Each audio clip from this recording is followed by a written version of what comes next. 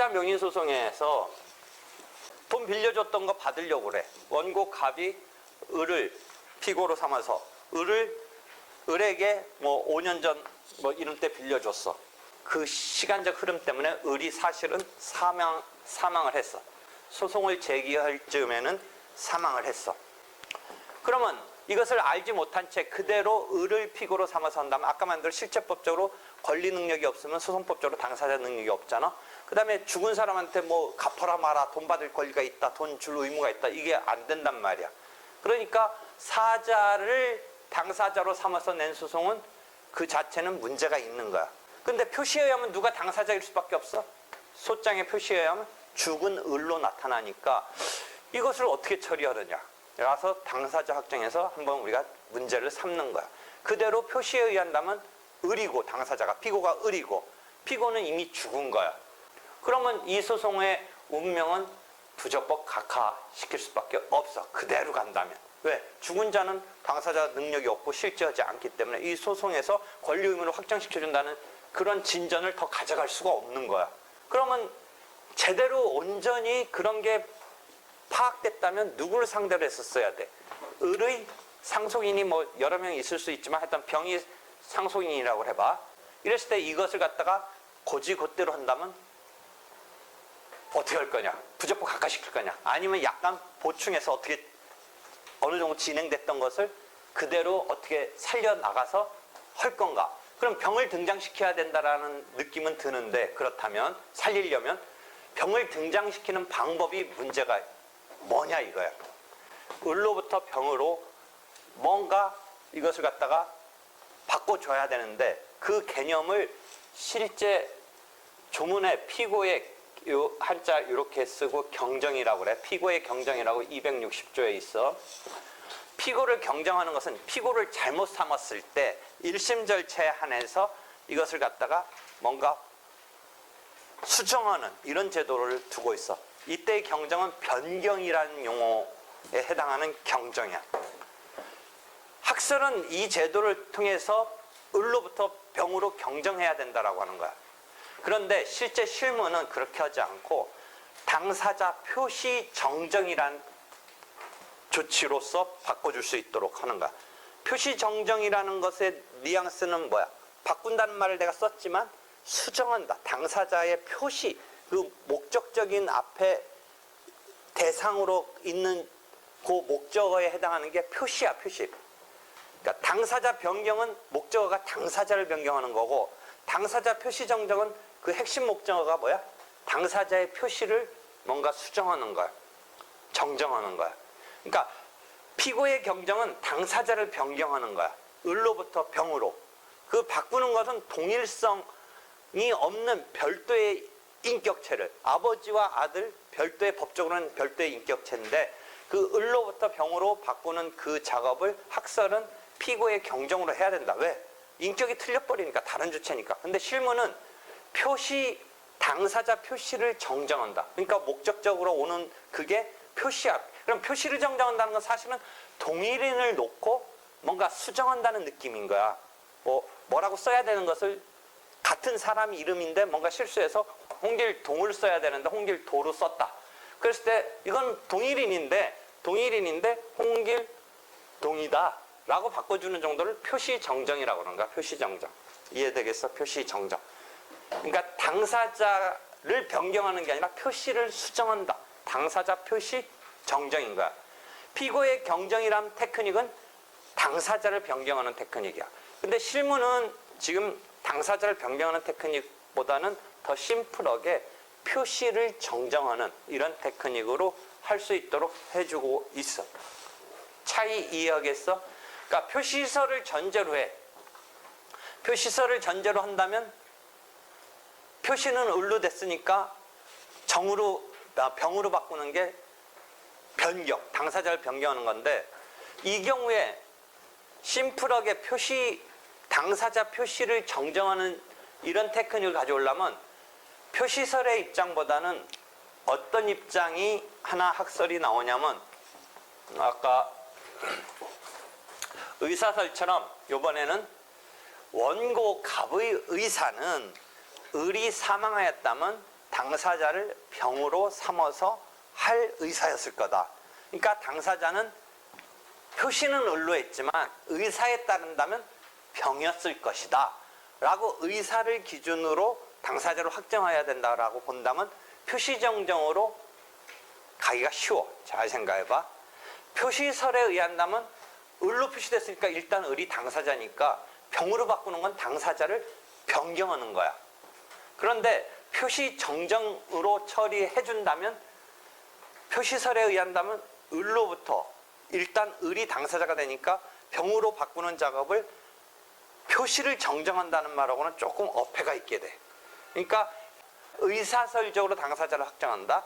의사설적으로 당사자를 확정한다라는 입장에 쓴다면 갑의 의사에 따른다면 표시는 을로 나갔지만 죽었다면 병을 당사자로 할 의사였다라고 그래서 병을 당사자로 할 의사였는데 표시만 지금 뭔가 미스가 나서 을로 했으니까 꼭 좀 바꿔주겠다라는 개념에서 표시정정으로 가는 그런 식의 연결이 쉽게 돼. 의사설을 택한다면 이해할 수 있겠어. 표시설을 택하면 이건 표시정정의 영역이 확실히 아니야. 아무리 아버지와 아들이지만 이게 별개의 인격체이기 때문에 표시를 정정하는 수준은 뛰어넘는 거거든. 아버지와 아들 별도의 인격체니까. 그랬을 때는 변경을 해야 되거든, 당사자를. 그러니까 표시설에 의한다면 당사자 표시정정으로 처리하는 것은 설명이 조금 어려워.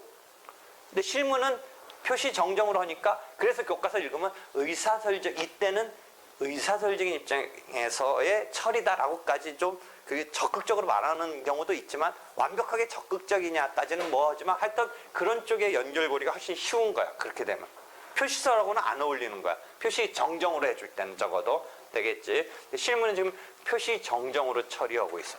심지어 어떤 경우까지 아까 얘기하려다 말았는데 어떤 경우까지 지금은 모르는 상태에서 냈는데 알면서도 냈어. 지금 을이 죽었어. 을이 죽었으면 어떻게 해야 돼? 알았으면 상속인 찾아가지고 상속인 상대로 내야 되는데 알면서도 을한테 냈어. 죽은지 알면서도. 왜 그 보증회사 등이 그렇게 했겠어? 잘 생각해. 보증회사들이 죽었는지 아는데도 뭔가 이것 때문에 그 다음 막 여러 가지 지금 작업이 필요하고 그게 죽은 사람 내면 뭔가 문제가 있다는 거 아는 이런 상황까지 뭐 전개될 거라고 뭐 예상도 되고 하는데 왜 아들을 상속인을 대상으로 하지 않고 죽은 사람 만연히 냈을까? 그 보증회사 등이. 왜 그랬을까? 아까 잠깐 지나가면서 얘기했는데 시효가 임박했어. 시효가 임박했는데 막 지금 10년짜리 예컨대 일반 채권의 시효인데 막 뭔가 그런 놔뒀다가 지금 소송을 제기해서 시효를 중단시키고 판결이 확정되면 시효가 다시 10년이 돼. 그런 메커니즘은 민법적으로 이해하고 있지. 지금 막 9년 막 한 11개월 이쯤 됐어. 여러분이 상속인을 그렇게 호락호락 찾아지는 게 아니야. 왜냐면 그 사람의 어떤 죽은 사람 이 처리라든지 그 가족관계에 관한 것을 함부로 우리가 공식적으로는 볼 수가 없어. 여러분이 등기부는 땅에 대한 어떤 공시하는 등기부는 돈 내고 800원인가 내고 볼 수 있지만 집원 가가지고 그건 집원으로 되어 있으니까 사람 주인이 누군지하고 상관없이 몇 번지 땅을 볼 수 있는데 가족관계 등록부 같은 건 일정한 범위에서만 보는 거지 일반 사람이 어떤 사람 가족관계 등록부를 볼 수가 없어. 그러니까 공식적으로 이 사람의 상속인 아들, 딸이 누가 있는지 알 길이 없어. 공식적으로는. 그런데 그러니까 막 지금 시효는 완성되려고 하네. 이 상속인들 찾아가지고 찬찬히 내려니까 너무 지금 촉박한 거야. 그러니까 죽은지 알면서도 어떻게? 일단 내는 거야. 일단 내. 그럼 소송을 내면 어떻게 될 수 있냐면 소송을 제기됐기 때문에 상속인을 찾는 그 공식적인 작업을 할 수가 있어. 법원에 소재기 증명됐다라는 거 갖고 이제 구청 같은 데 가서 이걸 확보할 수가 있어. 그지? 다만 이제 지금 문제는 죽은 사람 상대로 냈으니까 아까 말한 대로 두 가지의 처리 방법이 있는데 실무는 표시정정으로 처리해주고 학설은 이건 표시정정의 영역은 아니다.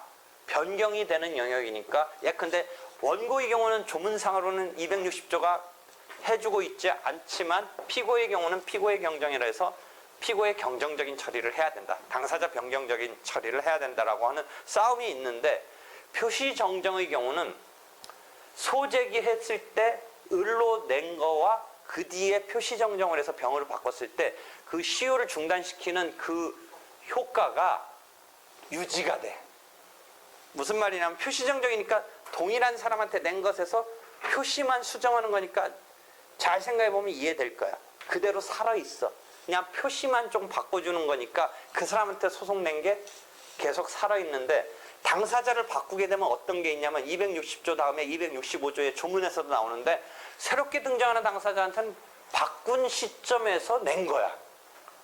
당사자가 교체가 되니까 바뀌니까 잘 생각해봐. 애초에 을로 냈을 때는 시효가 막바지이지만 그래도 안 넘은 상태에서 냈는데 소송하다가 1개월, 2개월 사이에 10년이 넘었다고 쳐봐. 그러면서 병으로 바뀌어봐. 그럼 병으로 바뀔 때 이걸 변경으로 처리하면 265조에 보면 260조의 변경이 260조 맞아? 피고의 경정 260조 맞아?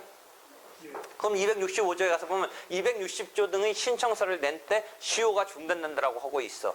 그러니까 병한테 변경 신청서가 들어간 때 중단이 되니까 을한테는 막바지에 냈을지언정 병으로 바뀌면 이게 10년이 넘어버리면서 이게 시효가 완성이 돼버려.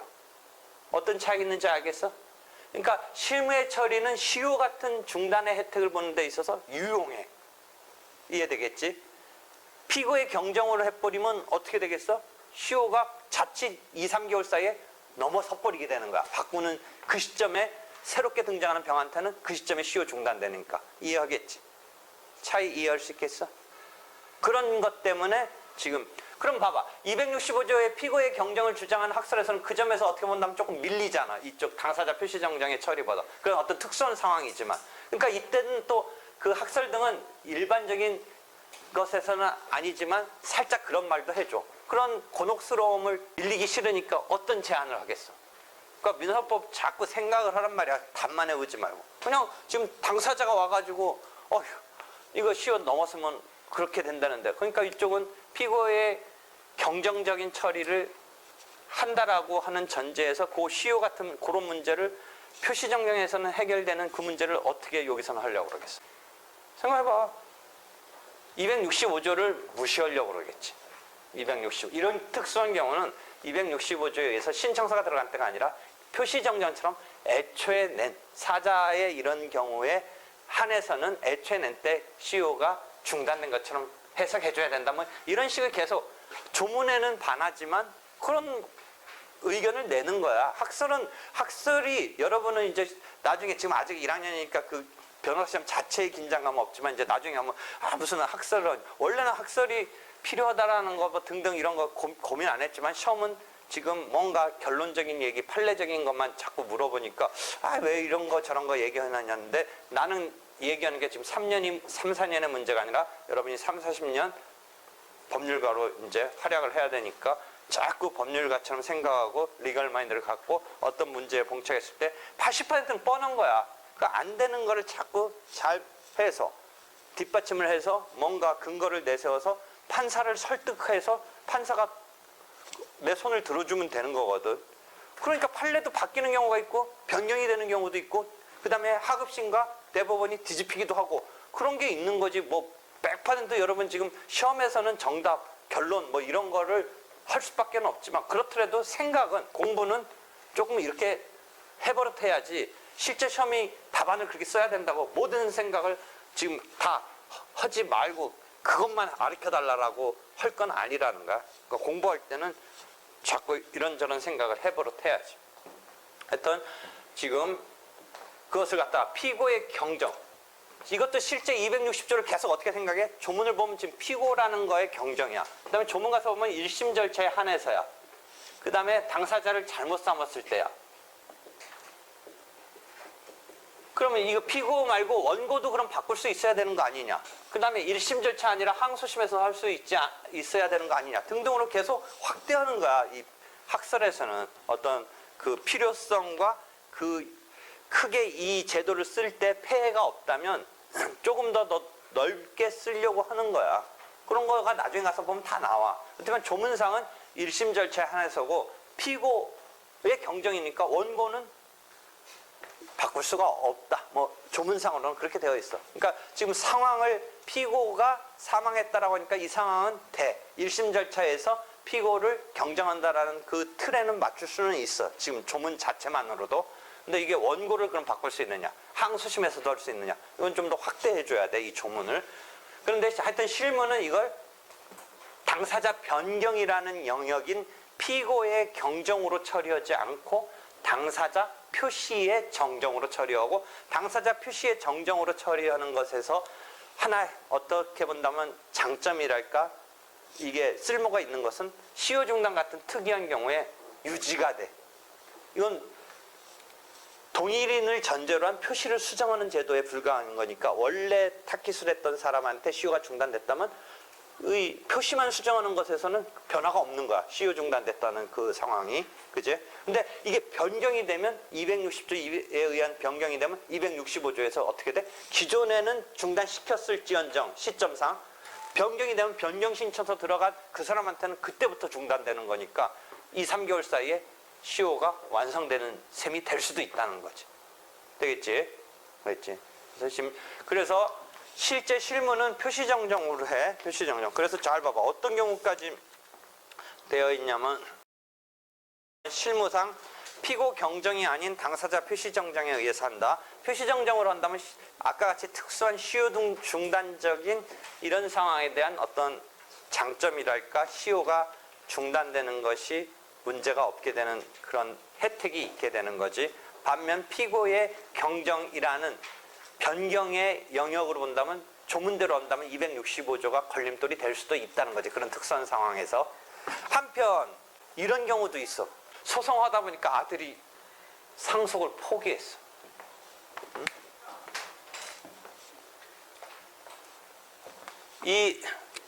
지금은 이 사람을 사자로 낸 거니까 우리가 사자명의 소송하는데, 이 실무가 어떻게까지 하는지를 잘 봐봐. 을이 사망했기 때문에, 원래 관계는 을한테 빌렸는데 을이 사망했기 때문에 병한테 냈어. 아들 병한테 냈어. 그래서 이건 정상적으로 낸 소송이야. 지금 사자명의 소송은 아니야. 정상적으로 갔는데 병이 상속 포기해버렸어. 그럼 실체법적으로 상속 포기하면 어떻게 돼? 그 다음 순위로 내려가. 누구한테 내려가니?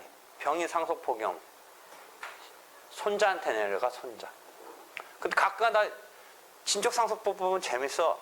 아버지 엄마들이 지네들은 빠져나갔는데 자기 기준으로 아들, 그러니까 할아버지 기준으로 손자한테 그게 간다는, 자기는 빠져나갔어. 상속 포기하고. 자기네는 빠져나갔는데 그게 어디로 가니?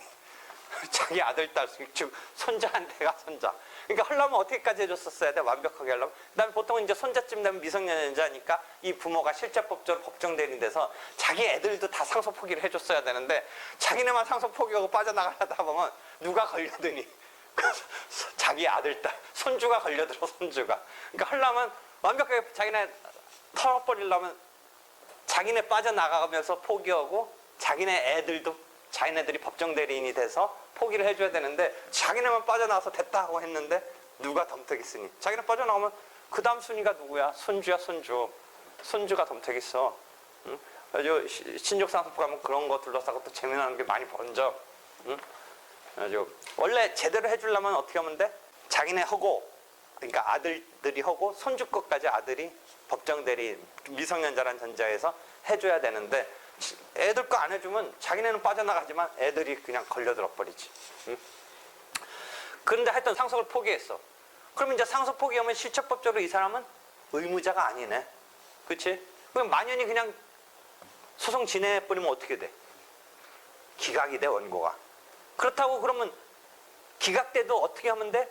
다시 그 다음 순위에, 예컨대 그 손주에 해당하는 사람 타깃으로 하면 되는데, 이왕재사 이렇게 된 거 이 소송에서 그걸 결부시켰으면 좋겠다. 다시 생으로 하지 않고. 그것을, 이건 사자명의 소송 아닌데 그때 처리를 판례는 당사자 표시정정으로 할 수 있게 해준다. 판례는 상속관계에서는, 사망과 상속관계에서는 판례는 당사자 표시정정으로 계속 처리를 해줘. 그 연결고리를. 실제는 달라지는 거야, 사람이. 표시정정의 뉘앙스는 뭐야? 계속 표시정정은 동일한 주체를 놓고 표시를 뭔가 틀린 것을 고친다 정도의 개념이잖아. 표시는 당사자를 변경하는 게 아니라 표시를 수정하는 거니까. 근데 실무는 상속관계에서는 동일급으로 봐버려. 동일급으로 보니까 할아버지, 아버지, 아버지와 아들 막 이런 관계에 막 변화되는 것을 표시정정으로 다 수용을 해줘. 요거는 그러니까 지금 설명하는 것은 사자명의 소송 자체는 아닌데 표시정정을 얘기하다가 나온 거고, 그 다음에 그 마지막에 고딕으로 된 것은 사망 사실을 알면서도 알고서 피고를 했어. 잘못된 거지 어떻게 본다면. 그런데 이 경우 시효 같은 문제에 있어서 그런 상황이 특별하게 있을 수가 있단 말이지. 그렇지? 그러니까 실무는 이 경우에도 표시정정으로 처리해 준다까지 그런 판례까지 소개한 거야. 그렇지? 그래서 이 면에 보면 당사자 표시정정과 당사자 변경을 구별했잖아. 실무는 당사자 변경을 자기 마음대로 임의적 그 당사자 스스로 하는 것을 실무적으로는 원칙적으로 인정하지 않아. 당사자 변경은 이런 조문에 있는 거는 조문의 요건에 따라서 하는데 260조 피고의 경정 같은 조문에 따르는 당사자 변경은 조문의 요건을 충족하는데 그 바깥에는 일반적으로 임의적 당사자 변경은 인정하지 않는다. 그다음에 당사자 변경과 당사자 표시의 정정은 구별해라. 동일한 사람을 놓고 수정하는 것은 표시 정정의 영역이고 죽은 자와 아들 등의 관계는 실은 엄밀하게 말한다면 동일인은 아니고 별도의 인격이니까 당사자 변경의 영역이다. 학자들은 그런 점에서 예컨대 아까 같은 사례에 피고의 경정으로 처리해야지 표시정정으로 처리할 건 아니다라고까지 이야기를 하는 거야. 하여튼 표시정정이 돼서 처리하든 뭐 학설에 따라서 피고의 경정에 대해서 처리하든 처리되면 연결돼서 할 수가 있어. 연결돼서 할 수 있는데 이게 그렇게 되지 않고 끝끝내 가면 어떻게 돼? 끝끝내 가서 죽은 사람 이름에 판결이 있게 되는 셈이 돼. 뭐 이런 판결이 나왔다고 하더라도 이 판결은 어떻다? 죽은 자가 의무의 주체가 될 수가 없잖아. 사망자가. 그렇지? 그러니까 이 판결은 만연히 갔다면 무효가 돼.